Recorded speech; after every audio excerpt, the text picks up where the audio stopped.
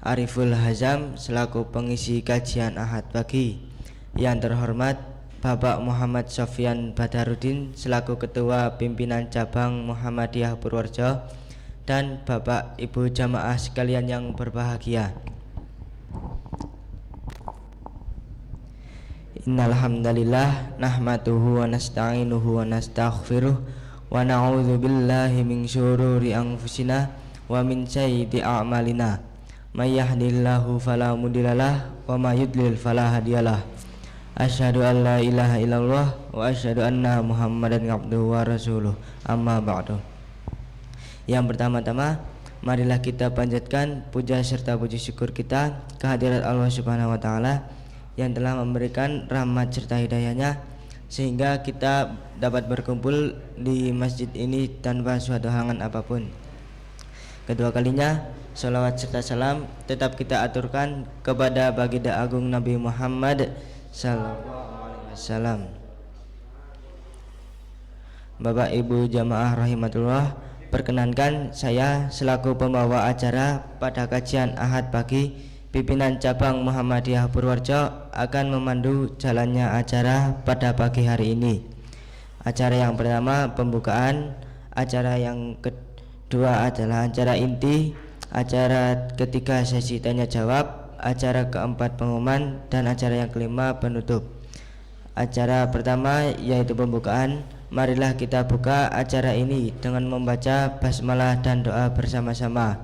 Bismillahirrahmanirrahim.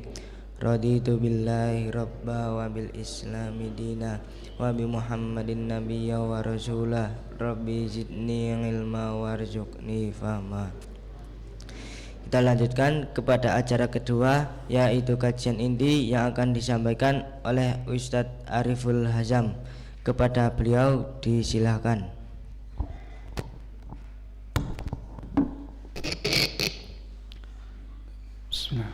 Assalamualaikum warahmatullahi wabarakatuh. Alhamdulillahi rabbil alamin. Alhamdulillahilladzi hadana lihadza wa ma kunna linahtadiya laula an hadana Allah. Asyhadu an la ilaha illallah wa asyhadu anna Muhammadan abduhu wa rasuluh. Allahumma salli wa sallim wa barik ala nabiyina Muhammad wa ala alihi wa ashabihi ajma'in. Bapak Ibu, adik-adik, mas-mas jamaah kajian Ahad pagi PCM Purworejo yang dirahmati Allah, alhamdulillah di pagi hari ini, pagi yang cerah, Allah memberikan kita kesempatan untuk bisa sama-sama menghadiri kajian kita di pagi hari ini. Mari kita berusaha dengan sungguh-sungguh belajar. Kaitannya dalam hal ini adalah apa-apa yang ada dalam Al-Quran. Bapak Ibu yang dirahmati Allah, sebelumnya kami mohon maaf karena 2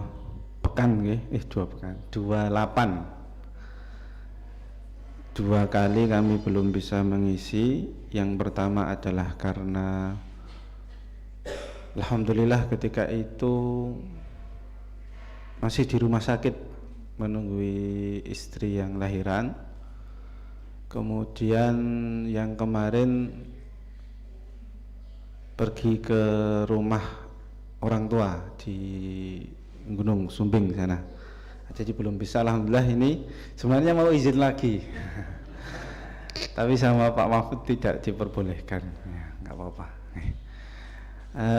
Insya Allah kita lanjutkan ngaji kita di tafsir ijmali surah-surah yang ada dalam Al-Quran. Yang ini sebenarnya kemarin Ustadz Yus menyampaikan terkait dengan tahsin dan tafsir. Jadi ada pengulangan materi antara materi tafsir ini. Kemudian kami kemarin berpikir apakah nanti kita ganti saja dengan mungkin hadis pembahasan hadis dalam suatu kitab, jadi mengkhatamkan satu kitab hadis atau yang lainnya. Tapi setelah pertimbangan kami lanjutkan saja, karena ini berbeda dengan Ustadz Ius. Kalau Ustadz Ius itu tafsirnya tahlili, ayat per ayat. Setelah kami lihat kemarin ayat per ayat, ya meskipun itu agak sedikit cepat. Nah, kalau yang kami sampaikan ini lebih kepada tafsir ijmali atau tafsir global. Global itu artinya menyeluruh dalam satu surat. Kemarin kita sudah sampai, ada yang masih ingat surat apa terakhir? Saking lamanya nggih. Kita kemarin sudah sampai surat Al-Qasas, yaitu surat yang ke-28. Sebelumnya, di pertemuan sebelumnya kita sudah mempelajari bersama-sama dua surat, yaitu surat ke-27 yaitu An-Naml, kemudian dilanjutkan dengan surat Al-Qasas. Di surat An-Naml kandungan globalnya adalah sebagaimana semut itu punya peradaban, maka Allah menyampaikan keunggulan peradaban, bagaimana cara membangun peradaban itu. Kemudian di surah Al-Qasas adalah tentang bagaimana Nabi Muhammad SAW itu mengikuti asar ataupun jejak langkahnya Nabi Musa, sebagaimana Al-Qasas itu adalah kisah-kisah. Nah, Bapak Ibu yang dirahmati Allah Subhanahu wa taala, insyaallah di pagi hari ini kita lanjutkan dengan surat Al-Ankabut, surat yang ke-29. Sudah ada tulisannya. Sudah keluar nggih? 29. Ada hal unik ketika disebutkan surat Al-Ankabut ini. Apa itu? Dulu kaum kafir itu mengolok-olok Islam itu dengan banyak cara. Kadang yang diserang pribadinya Nabi Muhammad, terkadang yang diserang atau yang diolok-olok itu ini, itu dan seterusnya. Salah satu kaum kafir Quraisy mengolok-olok, cara mereka mengolok-olok umat Islam adalah dengan surat ini, yaitu surat Al-Ankabut. Kenapa? Karena ketika mereka mendengarkan bahwasanya surat ini ataupun beberapa surat itu dinamai dengan nama hewan, itu kan terdengar lucu bagi mereka. Jadi dalam kitab At-Tabrani dalam Al-Awsat disebutkan bahwasanya kanal musyrikuna idza sami'u tasmiyatas surat Al-Baqarah wa surat Al-Ankabut yastahzi'una biha. Ketika kaum musyrikin mendengarkan bahwasanya ada surat yang dinamai dengan surat Al-Baqarah, dengan surat Al-Ankabut, yastahzi'una biha, mereka mengolok-oloknya. Ai bihadhil idhafah, atau dengan pengidhafahan atau pensandaran kepada hewan tersebut. Jadi istilahipun kalau bahasanya kita, mosok surat kok jenenge laba-laba, mosok surat kok jenenge sapi betina, dan seterusnya. Maka oleh Allah Subhanahu wa taala dicubukan inna kafaina kal mustahziin, sesungguhnya kami telah mencukupkan bagimu al-mustahzin, orang-orang yang mengolokmu, dalam surat Al-Hijr ayat 95. Nah, itu bagaimana kaum musyrikin mencari-cari. Padahal kenapa Allah menamai dengan surat Al-Baqarah? Kenapa Allah menamai dengan surah Al-Ankabut? Semua itu pasti ada hikmahnya. Masuk yang akan kita pelajari, kenapa Allah menamai surat ini dengan surat Al-Ankabut, yang itu sudah dari zamannya Nabi Muhammad SAW ada dinamai dengan itu. Jadi sudah terkenal dari zamannya Nabi Muhammad. Surah Al-Ankabut itu adalah surah Makkiyah. Dan kita tahu kalau surat Makkiyah berarti nanti isinya jarang ada yang berkaitan dengan ibadah.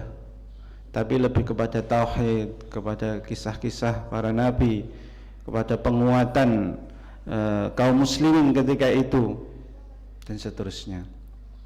Surat yang ke-29 dan berjumlah 69 ayat. Turun ke 86 setelah surat Ar-Rum dan sebelum surah Al-Mutaffifin. Nah, dalam beberapa riwayat disebutkan bahwasanya Al-Ankabut ini adalah surat yang terakhir turun sebelum Nabi Muhammad hijrah. Nah, tapi dalam riwayat yang lain tidak, yang terakhir turun adalah Al-Mutaffifin. Jadi ada beberapa riwayat. Yang intinya bahwasanya karena ini surat-surat datang ataupun ada sebelum Nabi Muhammad SAW hijrah, maka ada beberapa nanti isinya terkait dengan penguatan kaum muslimin untuk berhijrah itu sendiri. Karena hijrah itu membutuhkan niat yang besar, membutuhkan effort kalau bahasanya sekarang, effort yang nyata. Nah, Bapak Ibu yang dirahmati Allah Subhanahu wa taala, kalau kita lihat kenapa dinamai dengan Al-Ankabut, maka sangat berkaitan dengan tema globalnya, yaitu bagaimana dahsyatnya fitnah, godaan dan ujian. Meskipun kata Al-Ankabut itu hanya disebutkan di awal-awal surat, tetapi sejatinya bahwasanya Al-Ankabut ini hanya disebutkan dalam surat ini saja. Di yang lainnya, di surat yang lainnya tidak disebutkan. Maka dari itu ini yang menjadi ciri khas daripada surat ini. Kaitan kandungan global dengan namanya ada dalam bagaimana laba-laba atau rumahnya itu sama dengan ujian. Apa persamaannya? Yang pertama adalah kalau kita lihat rumahnya laba-laba ini kan bentuknya rumit, okay? Bentuknya rumit. Kalau kita gambar pun kadang susah, okay? Iki nyambung kemana, ini nyambung kemana, dan seterusnya. Dan itu rapi sekali, rumit dan rapi. Tetapi ketika itu sudah memangsa, laba-laba ketika ada mangsanya yang istilahnya pun terkena jaringnya tersebut, itu akan melilit, kemudian akan susah orang atau ngapunten ke orang, hewan mangsanya laba-laba tersebut untuk keluar, melepaskan diri dari jaringnya tersebut. Itu sebagaimana godaan ujian. Memang godaan dan ujian ini terlihat indah, ketoy apik, ketoy indah. Tetapi ketika kita sudah terjerumus ke dalam itu, maka akan sangat susah bagi kita untuk istilahnya pun berusaha sedikit saja untuk keluar daripada godaan dan ujian itu.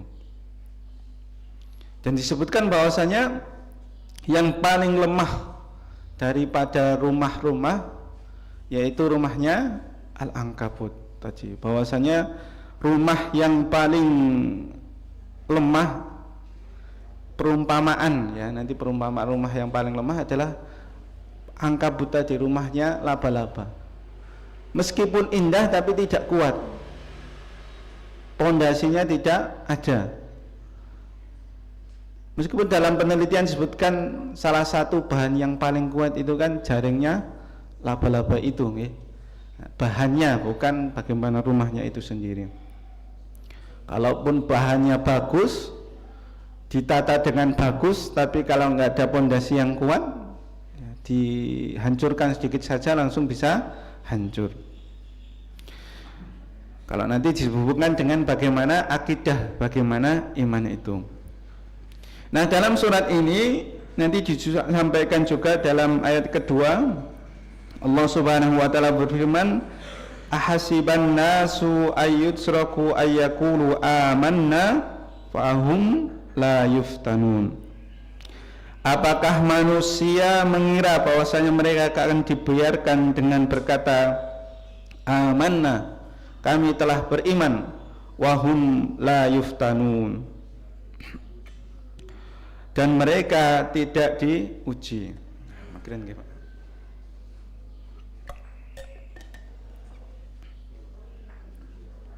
Nah, ini menandakan bahwasanya ujian itu pasti nanti ada manfaatnya.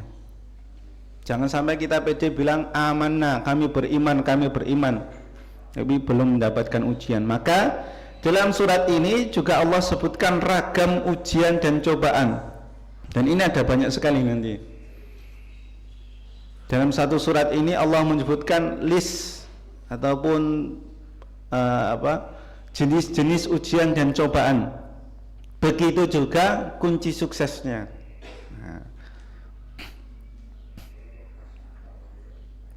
Terus mboten namung dikai soal tapi dikai jawabane. Nah, Gusti Allah itu sebaik-baiknya pencipta. Seperti itu. Tidak seperti kita kadang hanya memberikan soal, jawabannya kon golek dhewe. Kok nak salah disalahke dan seterusnya nggih. Ingkang sepindah yaitu ujian terkait dengan orang tua. Nah, ini suatu insya Allah kalau bapak-bapak di sini sudah merasakan bagaimana orang tua menjadi ujian.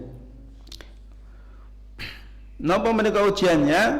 Dalam ayat ke-8 Allah Subhanahu wa taala berfirman, "Wa in jahadaka litusyrika bima laisa laka bihi ilmun fala tuti'huma."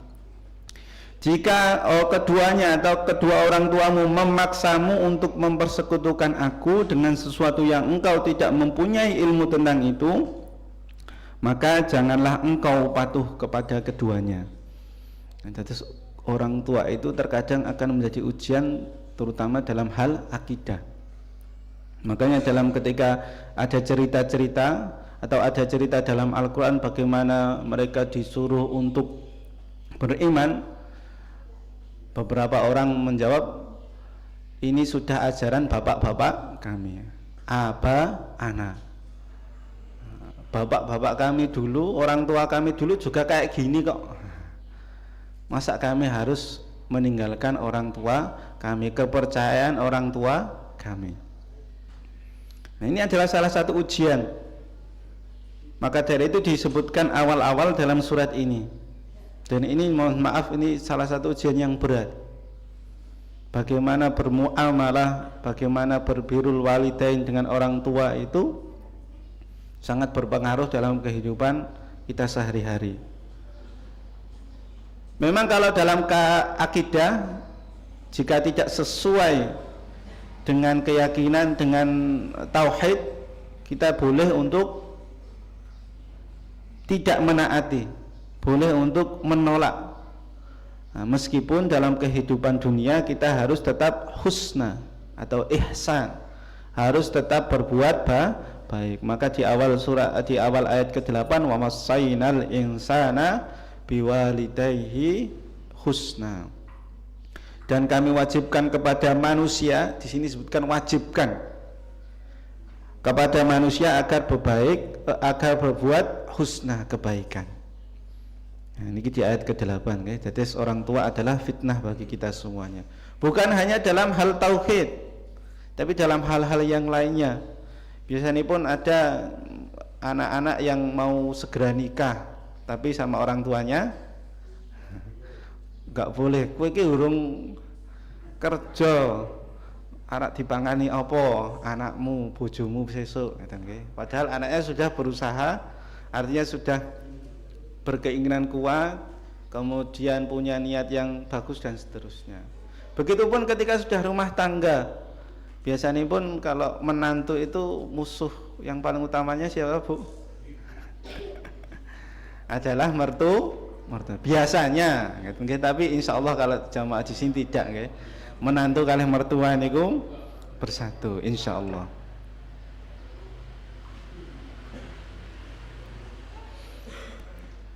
Terus yang paling pertama ujian atau godaan yang pertama adalah ujian dari orang tua. Kemudian yang selanjutnya apa? Yang selanjutnya dalam surat ini disebutkan ujian yang lainnya adalah godaan yang itu terkait dengan manusia, di mana manusia itu kemudian mereka menguji, menyiksa, memaksa untuk berbuat buruk. Di ayat ke-10 Allah Subhanahu wa taala berfirman, "Wa minan nasi may yaqulu amanna billah fa idza udhiya fillahi ja'ala fitnatan nasi ka'adzabillah." Di antara manusia ada yang berkata kami beriman kepada Allah, tetapi apabila dia disakiti karena dia beriman kepada Allah, dia menganggap cobaan manusia ini seperti siksaan Allah. Artinya di ayat ke-10 banyak orang ketika digoda, disiksa oleh manusia kemudian berpaling daripada tauhid, daripada Islam. Ini sudah banyak sekali. Bukan hanya dengan godaan yang sifatnya menyiksa, ya. Kalau menyiksa kan sebenarnya boleh kita berpura-pura kafir ketika itu dalam dalam tekanan. Nah, dalam tekanan yang itu benar-benar kita tidak bisa menjaganya. Meskipun kalau bisa menjaganya itu lebih baik. Dalam kisahnya kan, dalam sirah nabawiyah kan ada Ammar bin Yasir yang istilahnya pun dicap ngagem besi yang dipanaskan sampai tidak kuat itu, sampai tidak kuat. Tapi orang tuanya, kedua orang tua dari Ammar bin Yasir tersebut dikubur, dilempari, tapi keduanya masih tetap beriman. Nah, itu Masya Allah sekali. Bagaimana siksaan, godaan dari manusia. Sekarang bagaimana godaannya? Banyak sekali. Manusia bisa menggoda kita dengan banyak sekali. Bahkan mereka itu bersabar dalam menggoda kita. Bersabar dalam menggoda kita. Dibuatlah manajemen, dibuatlah ini itu dan seterusnya. Nah, tinggal bagaimana kita bisa lolos dari godaan tersebut atau tidak. Nah, semoga kita bisa lolos. Nah, Bapak Ibu yang dirahmati Allah Subhanahu wa taala, memang godaan terkait dengan manusia itu sangat banyak sekali. Kemudian yang selanjutnya yang tidak kalah artinya tidak kalah menguras tenaga juga adalah godaan dengan masa dakwah yang lama. Dalam hal ini adalah kaitannya dengan kisah Nabi siapa Bu? Siapa Pak yang Nabi paling lama berdakwah? Kisah Nabi nggih bagus. Nabi Nuh alaihi salam. Disebutkan dalam ayat ke-14, walaqad arsalna Nuhan ila qaumihi falabisa fihim alfasanatin illa khamsina ama. Sungguh kami telah benar-benar mengutus Nabi Nuh kepada kaumnya, kemudian ia tinggal bersama mereka selama 1000 tahun kurang 50 tahun. Jadi kalau 1000 dikurangi 50 nggih 950 tahun. Itu sudah berapa kali umur kita nggih. Itu hanya berdakwah untuk tauhid, dan nanti yang mengikuti pun hanya sedikit. Dan dari yang sedikit pun itu nanti ada juga mereka kembali kafir. Bayangke nggih, pun dijak 100 tahun sing melu kursi di lebar diberi rasa aman. Nanti ada juga ujian tentang rasa aman gitu nggih. Kembali mereka menjadi kafir. Kemudian ujian yang lainnya adalah penguasa yang zalim. Nah, niki. Dalam kaitannya ini adalah kisah, karena di dalam surat Al-Ankabut ini banyak beberapa disebutkan kisah Nabi. Kalau penguasa yang zalim itu adalah kisahnya Nabi Ibrahim. Beliau karena berdakwah kepada penguasa, karena memberikan nasihat kepada penguasa, yang diterima bukan nasihatnya tapi malah beliau dibakar. Harrikuhu, Nabi Ibrahim disuruh dibakar, harrik, dan juga disuruh untuk dibunuh. Maka dari itu kalau ada dari kita Bapak Ibu yang dirahmati Allah, ketika saat akhir-akhir ini banyak di antara kita yang memberikan nasihat, memberikan pendapat kemudian dibakar, dalam artian diberi gas air mata, itu kan rasanya terbakar sekali, terbakar matanya atau dibunuh, di penjara dan seterusnya, itu zaman dulu juga sudah ada. Tapi memang banyak pendapat terkait dengan demonstrasi, terkait dengan menyuarakan pendapat dan seterusnya, banyak khilaf di situ. Yang terpenting adalah bagaimana kalau di Muhammadiyah itu adalah amar ma'ruf nahi mungkar, terutama kepada penguasa, amar ma'ruf nahi mungkar, jangan sampai kemudian nahi mungkarnya dengan cara yang mungkar juga, mencegah keburukan tapi dengan keburukan yang itu bahkan lebih bisa memperparah. Tapi selanjutnya, kandungan global yang ada dalam surat ini adalah tentang hawa nafsu di ayat ke-28. Yang ini nanti kaitannya dengan kisahnya Nabi Lut alaihi salam, an-nubuwata, bahwasanya nanti di ayat ke-28 itu Allah menyebutkan walutan idz qala liqaumihi innakum lata'tunal fahisyah ma sabaqakum biha min ahadin minal alamin. Dan Lut ketika ia berkata kepada kaumnya, sungguhnya kalian telah melakukan fahisyah, sebuah kejahatan yang keji, dalam hal ini homoseksual, masa bakakum yang belum ada sebelummu biha min ahadin, sadurunge kowe urung ana sing pernah seperti ini, minal alamin, di dunia ini, di alam semesta ini. Nanti dosa pertama fahisyah yang berkaitan dengan itu adalah kaumnya Nabi Lut. Sayangnya saat ini masih ada yang melestarikan, istilahnya melestarikan, dan ini bapak-bapak, ibu-ibu semua, termasuk krisis di Indonesia. Banyak yang seperti ini. Naudzubillah min daliknya, kalau bapak-bapak, ibu-ibu mencari berita itu Masya Allah, istilahnya mengelus dodo terus. Kok iso seperti ini, kok iso seperti ini. Jadi mari kita berusaha untuk bisa menjauhi fitnah ini, dijauhi, anak-anak juga, semuanya. Nah, kemudian fitnah yang selanjutnya atau ujian yang selanjutnya adalah tentang harta dan kekuatan. Bagaimana Allah menceritakan kisah Qarun, yaitu fitnah harta, Fir'aun, kisah fitnah kekuasaan, dan juga Haman, fitnah kesibukan aktivitas duniawi pekerjaan.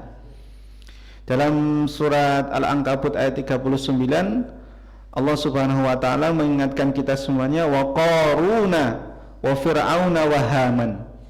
Ada Qarun, Fir'aun dan Haman. Walaqad ja'ahum Musa bil bayyinati fastakbaru fil ardi wa ma kanu sabiqin. Nabi Musa telah Allah perintahkan untuk datang kepada mereka membawa bayyinat, keterangan-keterangan yang itu nyata, tapi mereka fastakbaru, mereka sombong, fil ardi, di muka bumi, wa ma kanu sabiqin, dan mereka adalah orang-orang yang tidak luput dari azabnya Allah Subhanahu wa taala. Nah, terus ada contohnya dalam Al-Qur'an. Apapun itu ada contohnya. Kalau hartanya banyak tapi tidak mau taat kepada Rasulullah, tidak mau taat kepada Islam, ya contohnya Qarun. Niku kalau kita lihat kisahnya kan, ketika itu baru mau keluar. Keluar itu membawa hartanya, dibawa semuanya. Tapi ternyata oleh Allah Subhanahu wa taala langsung dilenyapkan, ditenggelamkan, itu ketika itu istilahnya pun kalau kita mau bahasa kerennya mau flexing gitulah istilahnya pun mau pamer, dipamer ke kabeh hartanya. Ternyata ketika itu pula waktunya sudah habis. Begitu juga dengan Fir'aun, kekuasaannya melebihi DPR sakniki, melebihi presiden sakniki. Fir'aun ajeng napa mawon ini itu dan seterusnya langsung bisa dia lakukan. Nyawa seseorang bisa, istilah pun dia bilang ana uhyi wa umit, saya bisa mematikan juga bisa menghidupkan. Bagaimana saya membunuh dia tapi saya membiarkan dia hidup? Itu kan dulu debatnya dengan Nabi Musa. Seperti itu. Nah, Bapak Ibu yang dirahmati Allah Subhanahu wa taala, inilah contoh-contohnya. Begitu juga dengan Haman. Haman itu adalah orang terdekatnya Firaun, yang itu punya pekerjaan yang banyak, kemudian aktivitas sibuk. Tapi sibuknya itu bukan untuk menolong agamanya Allah, tapi malah menolong Firaun. Dan seterusnya. Nah, kemudian ujian yang berikutnya adalah ujian terkait dengan ilmu. Nah, ini bagi kami juga ini, bagi semua orang yang punya ilmu juga mereka akan diuji dengan ilmunya oleh Allah Subhanahu wa taala. Disampaikan dalam surat Al-Ankabut ayat ke-47 nanti sampai ke 51. Dan ini tentang ahlul kitab. Bagaimana ahlul kitab itu sebenarnya mereka tahu tentang apa-apa yang ada dalam kitab mereka, tetapi mereka sebagian ada yang menyembunyikan, kemudian ada yang saking pintarnya akhirnya kemudian tidak mengimaninya, dan seterusnya. Nah, ujian yang lainnya adalah ini yang kami ceritakan adalah ujian dengan rasa aman di ayat ke-65. Bahwasanya ketika itu kaumnya Nabi Nuh, fa idza raqibu fil fulki da'ullaha mukhlishina lahuddin. Apabila mereka naik ke dalam bahtera, mereka berdoa kepada Allah dengan penuh rasa pengabdian, penuh ikhlas kepada Allah Subhanahu wa taala. Jadi pas kan di bahtera kan masa-masa genting ya, ketika ada banjir dan seterusnya, dan mungkin kita seperti itu. Ketika masa-masa seperti itu, kita kalau naik bis kemudian bis dioleng kan langsung astagfirullah itu nggih. Atau naik mobil kemudian iki reme blong iki. Nah, kan kita langsung istighfar astagfirullah. Atau naik pesawat ketika turbulensi itu gitu kan langsung mengingat Allah. Naik motor pun seperti itu. Tapi sebagian dari manusia termasuk kaumnya Nabi Nuh ini, falamma najahum ilal barri idahum yusyrikun. Tetapi ketika Allah menyelamatkan mereka ke barri, yaitu sampai ke daratan, sudah turun dari kapal, sudah tenang, sudah nyaman, sudah tidak mabuk kapal lagi, idahum yusyrikun, malah mereka kembali mempersekutukan Allah. Jadi rasa nyaman itu terkadang menjadi ujian yang berat. Saking nyamannya akhirnya menjadi ujian. Nah, ini Bapak Ibu yang dirahmati Allah Subhanahu wa taala, kita juga harus berhati-hati dengan ujian berupa rasa aman ini. Di Indonesia ini kita aman sekali nggih, meskipun banyak huru-hara gitu nggih. Tapi Purworejo ini kan termasuk kota pensiunan aman nggih. Tidak banyak huru-hara ini dan seterusnya. Rasanya nyaman banget. Tapi dengan kenyamanan itu apakah kemudian kita memanfaatkan untuk beribadah, untuk mengisi hari-hari kita dalam ibadah, ataukah sebaliknya terlena dengan rasa aman tersebut? Kenapa? Karena aman itu dari Allah Subhanahu wa taala. Bisa saja Allah menyabut rasa aman itu sebagaimana Allah mencabut hujan daripada kita semuanya. Sangat mudah bagi Allah. Kemudian yang tidak kalah penting dalam surat ini juga disebutkan bagaimana inti dari inti ujian itu. Apa itu? Yaitu dunia. Dunia itu memang tempatnya ujian, tempatnya godaan, tempatnya senda gurau. Di ayat ke-64 Allah Subhanahu wa taala berfirman, "Wa ma hadhil hayatud dunya illa lahwu wa la'ib."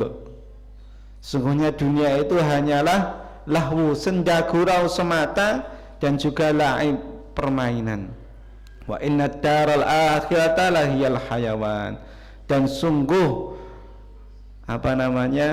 kehidupan akhirat itu itulah hayawan, sebenar-benar kehidupan. Laukanu ya'lamun, jika mereka semuanya mengetahui. Terus sudah dikode oleh Allah, sudah diberikan keterangan yang jelas sekali. Nek nang dunya ke anane ya meng ujian.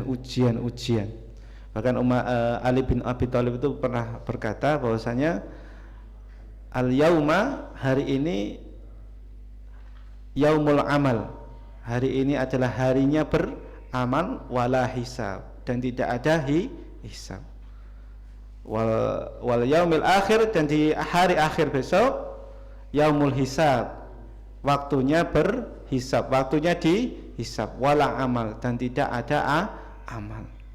Maka dari itu di dunia itu harusnya kita berlomba-lomba, mboten berlomba-lomba membangun masjid yang paling tinggi, mboten berlomba-lomba membangun ini membangun itu, atau biar bisa seperti Qarun punya harta banyak, bukan. Tapi berlomba-lomba di sini adalah fastabiqul khairat, berlomba-lomba dalam kebaikan yang insya Allah ini tidak akan pernah rugi.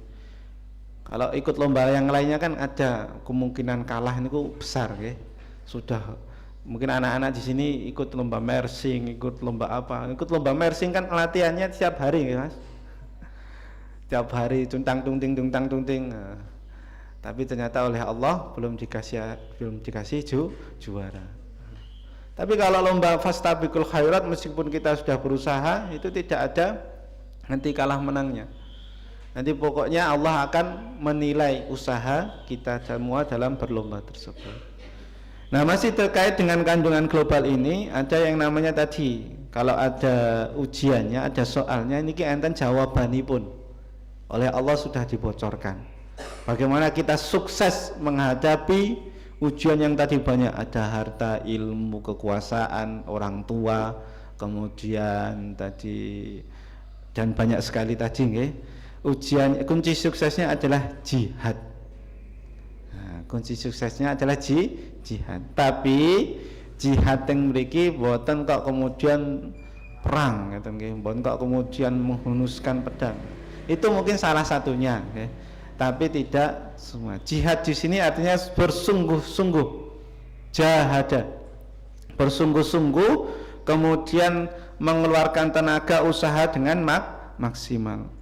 Makanya dalam surat ini, dalam ayat ke-69, Allah Subhanahu wa taala berfirman, walladzina jahadu fina lanahdiyannahum subulana. Dan barang siapa yang jahadu, yang bersungguh-sungguh, yang berjihad fina, dalam agama kami, dalam kami, lanahdiyannahum, sungguh akan kami berikan mereka petunjuk, berikan jalan subulannya, kepada jalan kami, kepada agama kami. Innallaha, sungguhnya Allah, lama'al muhsinin, sungguh bersama-sama kepada orang-orang yang berbuat ihsan. Di sini ada banyak sungguh, sungguh. Nah, artinya benar-benar sungguh-sungguh. Nah, di ayat 6 di awal-awal juga Allah Subhanahu wa taala memberikan kunci. Sebelum ngasih soal dikasih kunci dulu, setelah ngasih soal dikasih kunci lagi. Di ayat 6 juga Allah Subhanahu wa taala berfirman, wa man jahada fa innama yujahidu linafsi. Dan barang siapa yang sungguh-sungguh, sesungguhnya dia sedang berada dalam kesungguhan untuk dirinya sendiri, karena semua manfaat itu akan kembali ke dalam dirinya sendiri. Terus pun mengertos kunci jawabannya, tinggal bagaimana kita mempraktekkan. Nah, memang kadang ayo jihad, nah, tapi memang susah nih. Apalagi jahidu atau jahada yujahidu li nafsihi, jihad melawan diri sendiri tersebut memang sangat susah. Nah, beberapa faedah juga yang ada dalam surat ini adalah di ayat ke-45 yang insyaallah kita semuanya sudah hafal, terkait dengan manfaat atau tujuan daripada sholat itu. Yang ini juga bisa berkaitan dengan tadi ujian-ujian. Nek ujian-ujian yang ada atau datang kepada kita semuanya, salah satu cara bisa sukses itu adalah dengan sholat. Sebutkan kan kalau dalam quotes atau dalam kata mutiara itu kan bahwasanya kalau hidupmu sedang berantakan, maka yang pertama kali harus ditata adalah sholat kita. Maka di sini disebutkan innas sholata tanha anil fahsya'i wal munkar waladzikrullahi akbar wallahu ya'lamu ma tasnaun. Sungguhnya salat itu akan mencegah dari fahsya.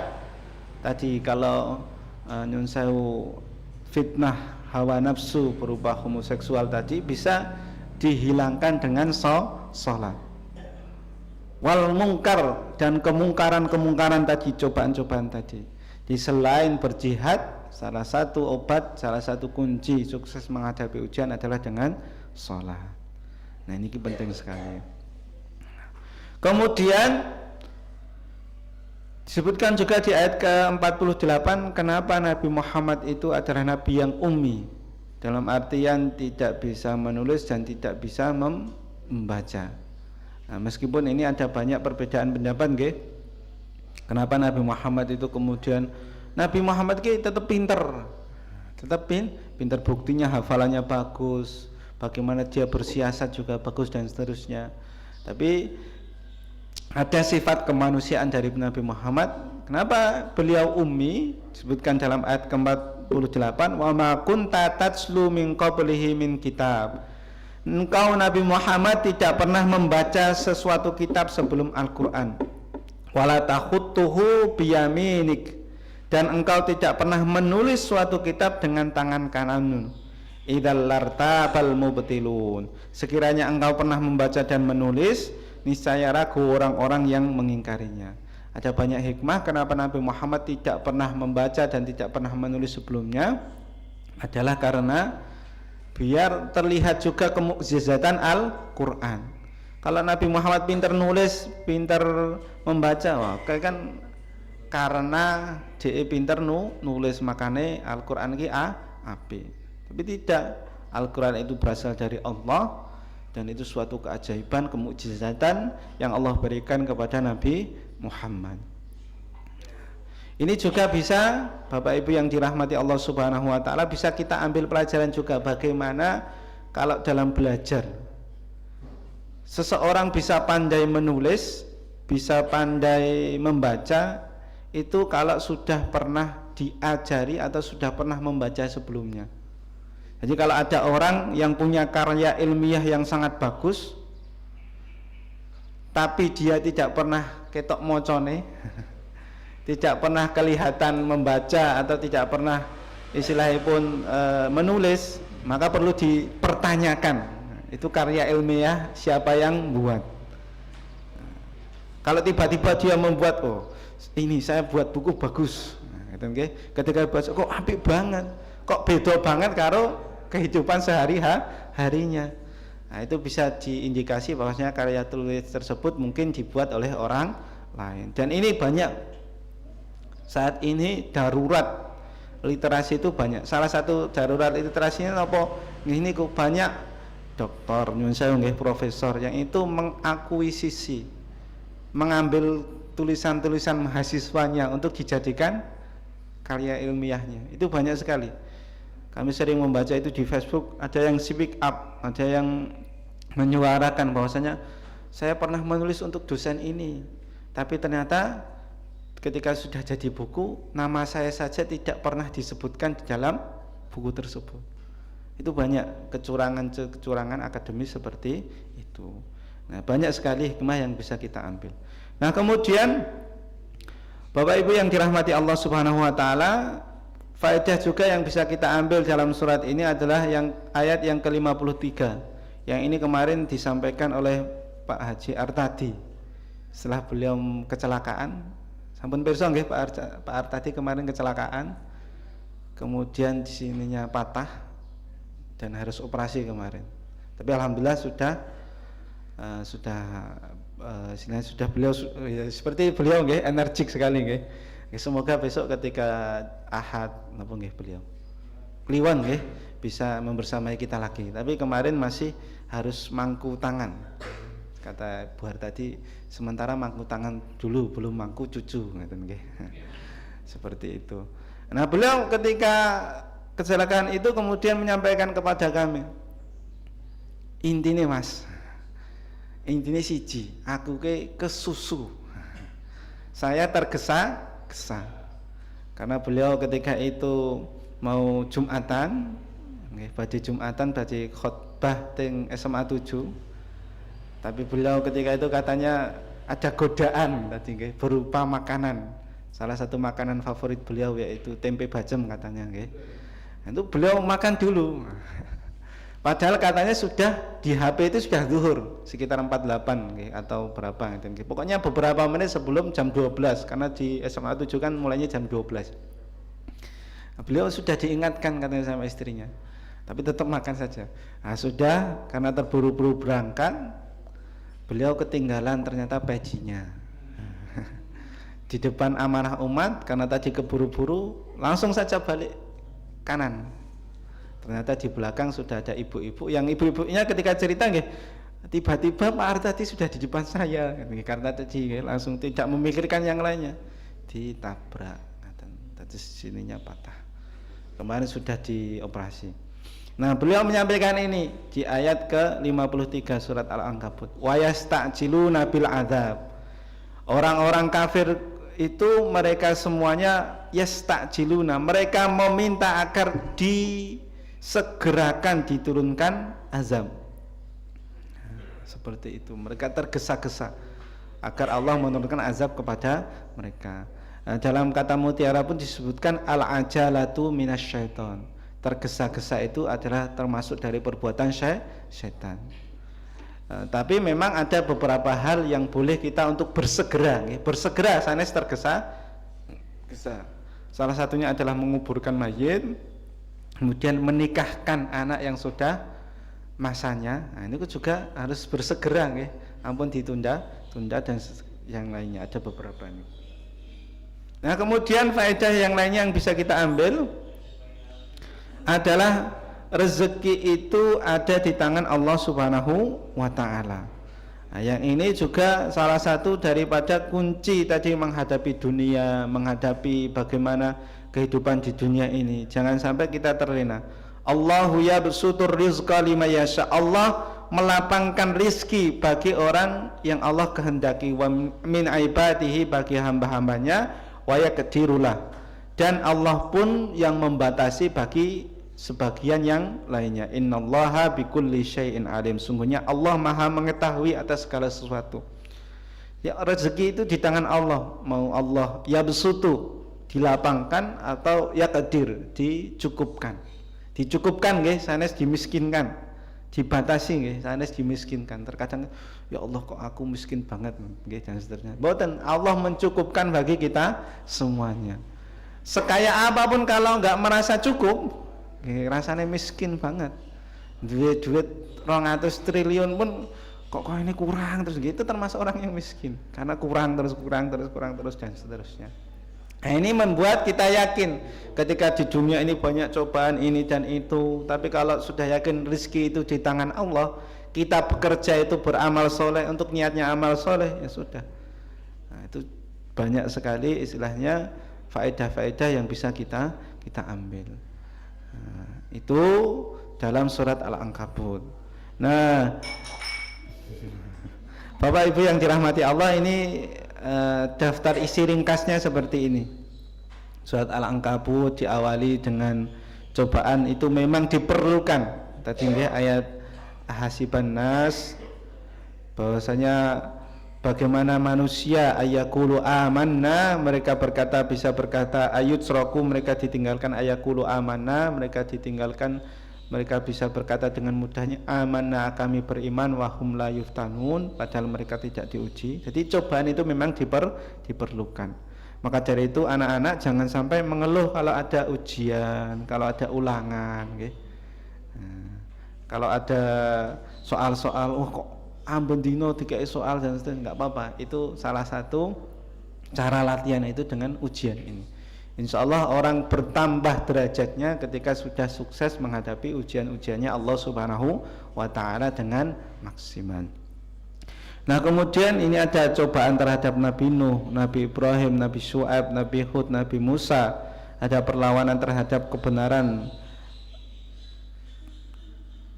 yang itu pasti hancur, kemudian dan seterusnya. Niki nggih.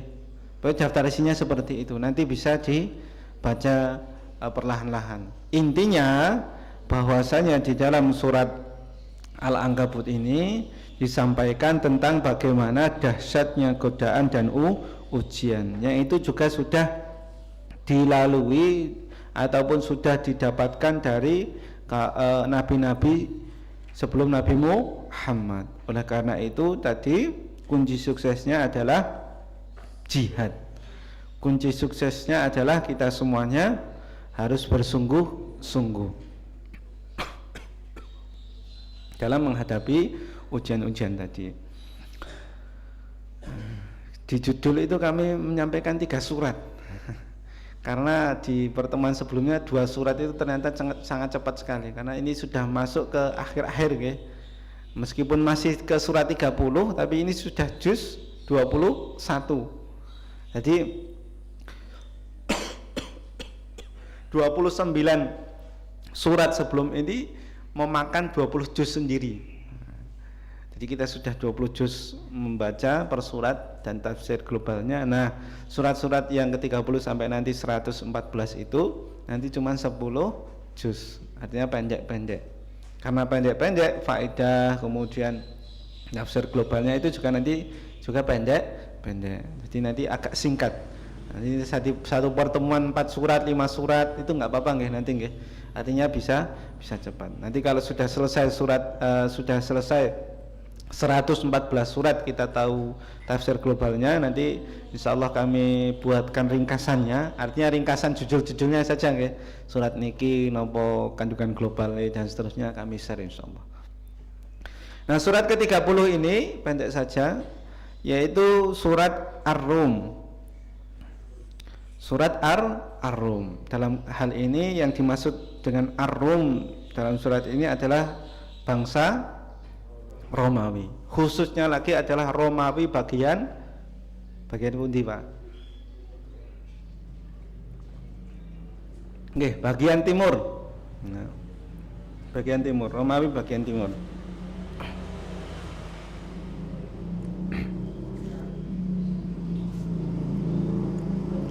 Surat ini adalah surat Makkiyah, dan tadi kami sebutkan bahwasanya surat ini adalah turun sebelum surat Al-Ankabut. Surat ke-30 dan berjumlah 60 ayat. Kenapa dinamai dengan Ar-Rum? Karena di awal-awal Allah menyebutkan tentang nubuatnya Nabi Muhammad SAW, yaitu bisa Allah berikan kabar tentang Romawi. Yang ketika masa itu memang kabar ini istilahnya pun mustahil, katanya istilahnya pun. Ghulibatir Rum. Rum itu akan dikalahkan fi adnal ardi, di negeri yang terdekat. Wahum min ba'di ghalabihim sayaghlibun. Setelah kekalahan mereka nanti akan menang fi bid'ai sinin, dalam beberapa tahun lagi. Nah, ketika ayat ini diturunkan adalah di tahun 618 Masehi. Rum itu dikalahkan oleh siapa? Oleh Persia.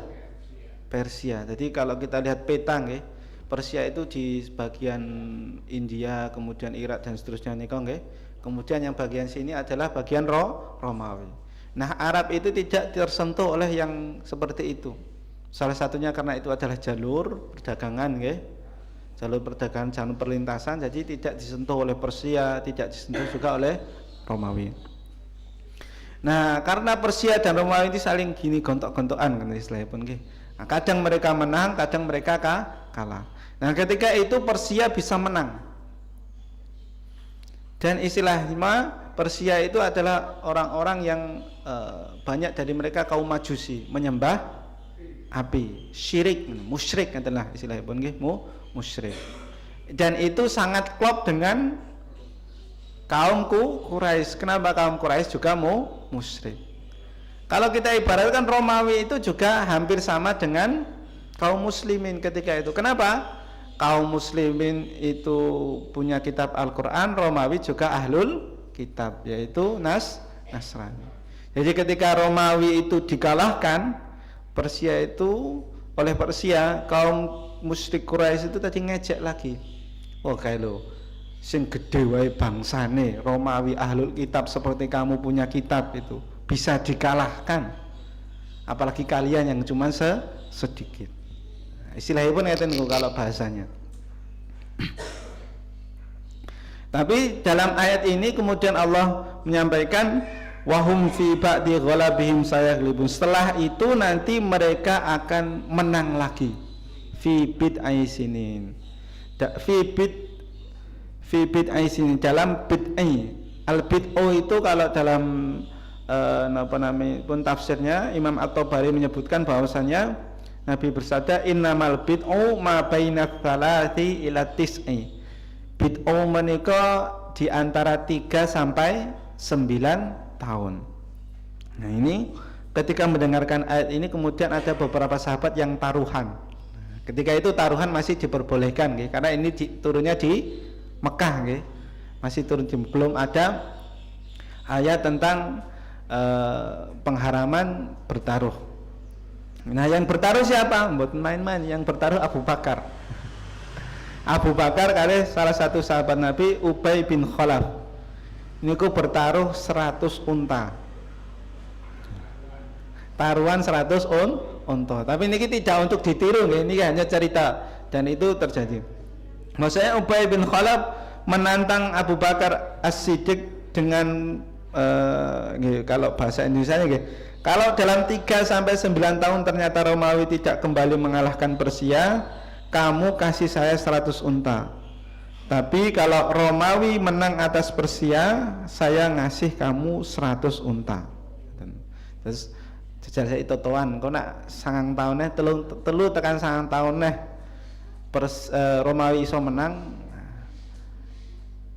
aku ngekei kowe unta. Tapi sebaliknya, kalau ternyata tidak menang, saya yang dikasih unta. Dan Abu Bakar menyetujuinya. Tapi Masya Allah, dengan izin Allah, dan ini adalah salah satu daripada nubuatnya Nabi Muhammad, tahun 627 Masya Allah terjadi namanya Battle of Ninawa, perang di Ninawa, tempatnya Nabi Yunus berdakwah, perang dan dimenangkan oleh Romawi Timur. Jadi 618 dumugi 627, itu kan 9 tahun, sesuai dengan apa yang ada dalam Al-Qur'anul Karim. Dan ini juga berkaitan dengan apa? Dengan keyakinan terhadap Allah Subhanahu wa taala. Itu adalah salah satu contoh bagaimana ketika Allah mengabarkan sesuatu itu pasti terjadi. Yang itu meskipun bagi orang-orang kaum musyrikin, bahkan sebagian muslimin pun tidak percaya. Masa iso menang lagi, padahal dulu sudah pernah kalah. Dan kalahnya itu benar-benar kalah, istilahnya ditutuk tenanan. Biasanya kan ada kalah karena mundur atau kalah apa. Ini karena kalah ditutuk tenanan, kalah tenan, kalah KO ngeten istilahipun nggih. Kalah KO dan seterusnya. Kalah telak nggih bahasanya pun.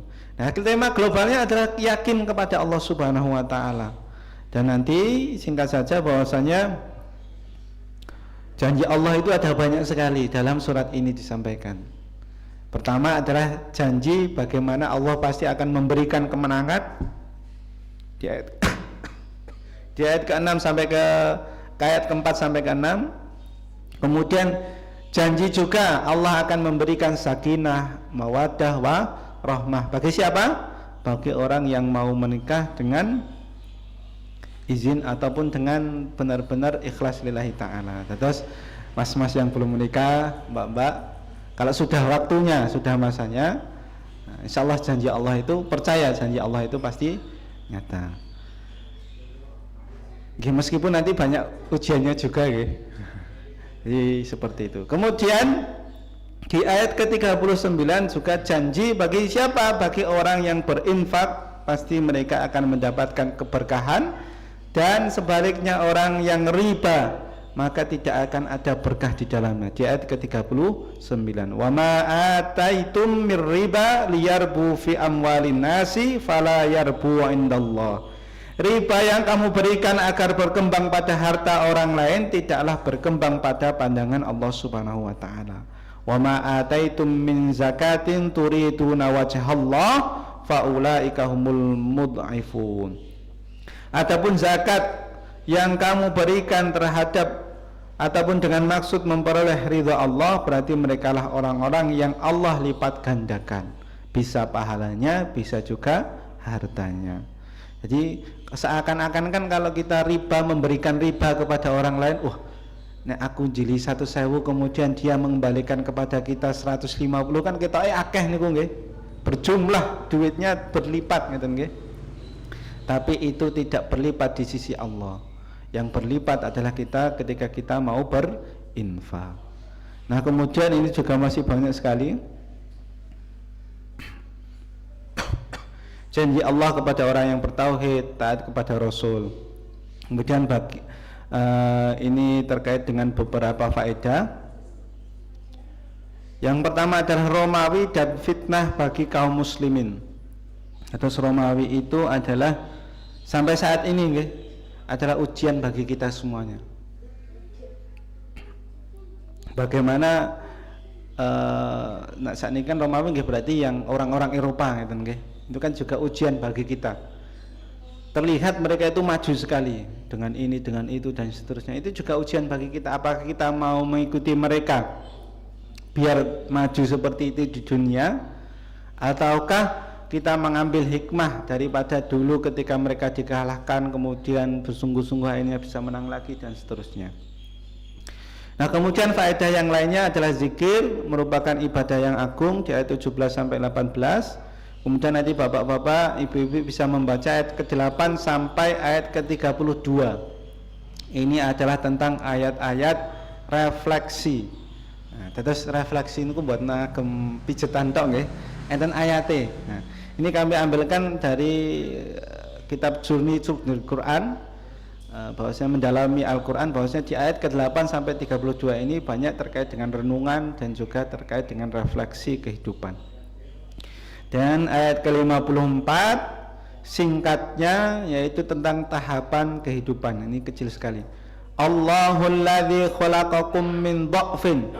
Allah ialah zat yang menciptakanmu min dha'fin, dari suatu yang lemah.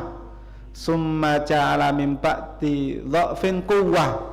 Setelah lemah tersebut Allah menjadikan kekuatan, masa-masa kuat. Summa ja'ala min ba'di quwwatin dha'fan. Setelah kuat tadi kemudian lemah lagi, wasyaibah, dan juga dalam keadaan yang lemah itu.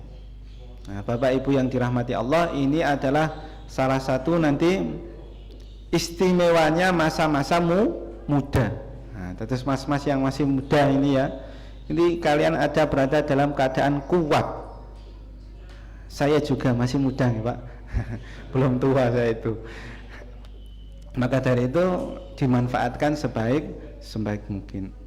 Seperti ini. Dan ini daftar isinya ada banyak nggih di juz 21 ini. Nah, mungkin itu yang bisa kami sampaikan untuk surat Luqman. Alhamdulillah, berarti di kesempatan yang selanjutnya 2 surat pada pagi hari ini. Yang pertama tadi Al-Ankabut, yang tema globalnya apa Pak? Lupa. Pentingnya ujian dan cobaan, bagaimana kunci sukses untuk melalui itu. Kemudian di surat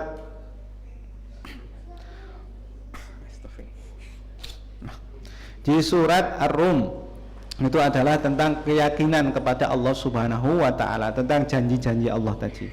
Demikian yang bisa kami sampaikan. Bila banyak kurangnya kami mohon maaf. Apabila ada benarnya, semoga itu bisa bermanfaat bagi kita semuanya, dan itu tentu dari Allah Subhanahu wa taala.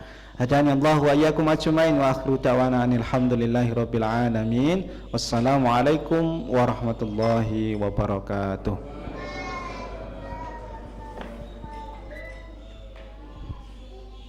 Terima kasih kepada Ustadz Ariful Hazam atas penyampaiannya. Semoga kita bisa mengambil hikmah darinya dan mengamalkannya. Acara selanjutnya yaitu sesi tanya jawab. Bagi jamaah yang ingin bertanya, kami persilahkan. Pak Nanto nggih. Monggo. Nanti kalau nggak bisa nggih buat PR nggih, karena sudah jam 7. Monggo Pak. Saya tulis. Waalaikumsalam warahmatullahi wabarakatuh. Kami membaca tafsir pada surat Rum itu Pak. Nggih. Di situ disebutkan perpecahan. Apa ada hubungannya dengan hadis yang menjelaskan perpecahan dan tiga golongan itu apa ada hubungannya dengan itu. Kemudian yang merupakan perpecahan satu umat atau satu bisa apa dengan yang lain Pak. Misalnya kalau organisasi itu apa termasuk perpecahan atau bukan, ada NU, ada Muhammadiyah dan sebagainya itu, apa itu termasuk perpecahan dan bukan.